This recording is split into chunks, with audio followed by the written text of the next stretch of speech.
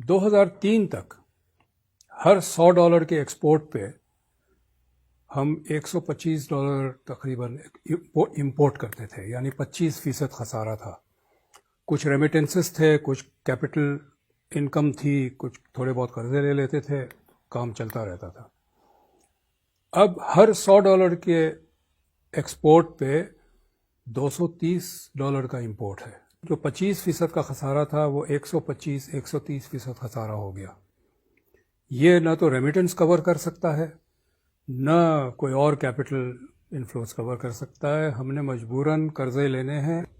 یہاں قریب میں ہی میرے گھر کے پاس ایک سپر مارکیٹ ہے، وہاں ایک سیکشن الگ ہے کتوں اور بلی کے کھانے کا، اس میں کتوں اور بلی کا شیمپو بھی ہے، یعنی یہ بھی ہم امپورٹ کرتے ہیں۔ 1/3 بچے پاکستان میں میل نیوٹریشن کا شکار ہے،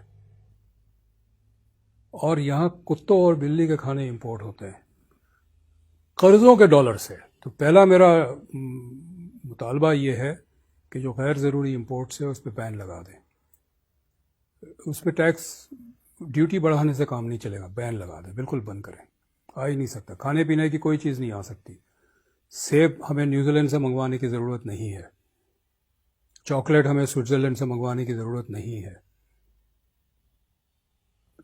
اوپر کے 5% لوگ شاید اسے خریدتے ہوں گے، 95% لوگ جو ہے وہ تو روز کا 3 دفعہ کا کھانا بھی نہیں کھا سکتے۔ دوسرا یہ ہے کہ 17% GST پہ انڈسٹری کام نہیں کر سکتی، اس کو نیچے لے آئے 5% پہ، تاکہ کارخانے کام کریں، کارخانے لگے، نوکریاں بھی ملے گی اور ایکسپورٹ کے لیے سرپلس بھی ہم جنریٹ کریں گے۔ ٹھیک ہے، اچھا یہ دونوں چیزوں سے ریونیو کم ہو جائے گا، تو اس کو کیسے پورا کرنا ہے؟ وہ ہمیں اخراجات کم کرنے پڑیں گے، غیر ترقیاتی اخراجات۔ آسٹیریٹی میجرز کی بات کر رہے ہیں؟ یہ آسٹیریٹی میجر میں بھینس بیچنے کی بات نہیں کر رہا ہوں۔ ہمارے پاس 42 ڈویژنز ہیں منسٹریز کے اسلام آباد میں، اس میں ایک ہے ڈویژن فار نیشنل ہارمنی، ایک ہے نیشنل ریگولیشن، ایک ہے نیشنل ہیریٹیج۔ مطلب مجھے کوئی بتا دیں کہ اس کی کیا ضرورت ہے اور یہ کیا کام کرتی ہے۔ پوسٹ آفس جو ہے منسٹری آف کمیونیکیشن کا حصہ ہوتا تھا، وہ الگ منسٹری بنا دیا آپ نے۔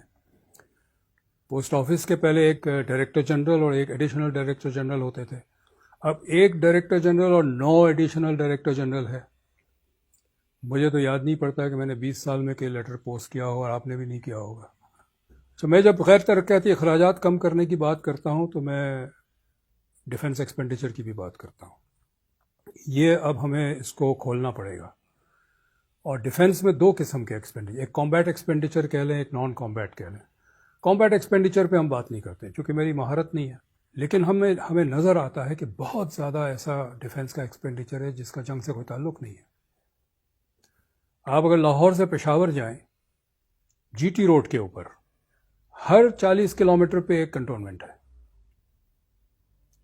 یہ کنٹونمنٹ انگریزوں نے بنائے تھے جب افغانستان کا جنگ، 3 جنگ ہوئی ہے افغانستان کی، اور رشیا جس میں زار تھا، بادشاہت تھی، اس سے وہاں سے خطرہ تھا کہ وہ حملہ کرے گا۔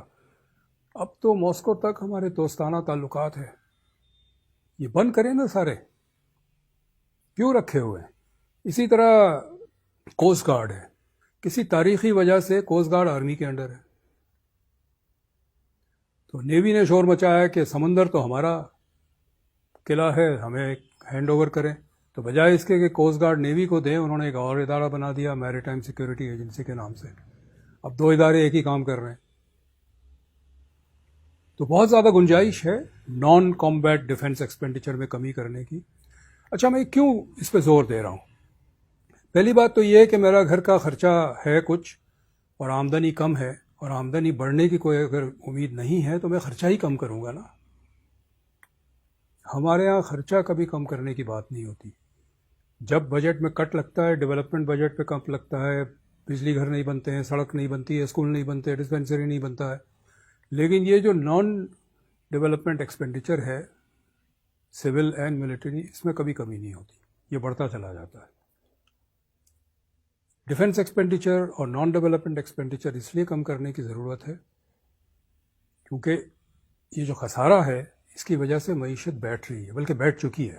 اس وقت ہم وینٹیلیٹر پہ ہے. جس دن ہمیں قرضے ملنے بند ہو جائے گی یہ معیشت بینکرپٹ ہو جائے گی، ہم گزارا نہیں کر سکتے. جنگ جو ہے وہ قومی نغمے گا کہ نہیں جیتی جا سکتی. جنگ کے لیے آپ کو ٹینکس چاہیے، وار شپس چاہیے، آرمرڈ کارز چاہیے، فائٹر پلینز چاہیے. یہ سب پیٹرول پہ چلتے ہیں. پیٹرول ڈالر سے آتا ہے، ڈالر ایکسپورٹ سے آتا ہے. ایکسپورٹ کارخانے کریٹ کریں گے. جہاں کارخانے بند ہو جائیں گے تو ڈالر نہیں آئیں گے. ڈالر نہیں آئیں گے تو ہم پیٹرول امپورٹ نہیں کر سکتے. ہماری ٹینکس اور ہوائی جہاز اور فائٹر پلینز اور یہ ساری چیزیں اپنے سائلوز میں رہ جائے گی. ہم جنگ نہیں لڑ پائیں گے. تو جنگ لڑنے کے لیے ضروری ہے کہ معیشت مضبوط ہو.